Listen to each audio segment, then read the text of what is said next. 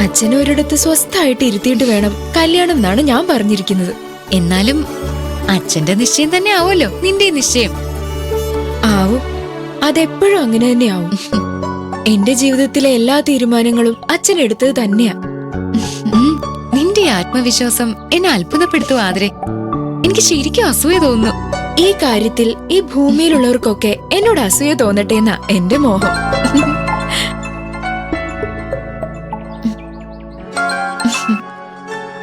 എന്താ അച്ഛാ?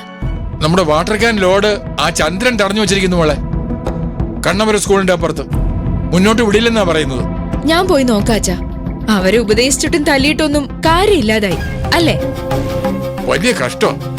പലരും വെള്ളത്തിന് വേണ്ടി വിളിക്കുന്നുണ്ട്. ഞാനൊന്ന് പോയി നോക്കട്ടെ. ഞാനും വരാം അച്ഛാ. വേണ്ട മോളെ, ഞാനൊന്ന് സമാധാനമായി പറഞ്ഞു നോക്കാം. ഇത്തരക്കാരോട് എന്ത് സമാധാനം? എന്താ ചെയ്യേണ്ടെന്ന് എനിക്കറിയാച്ചാ.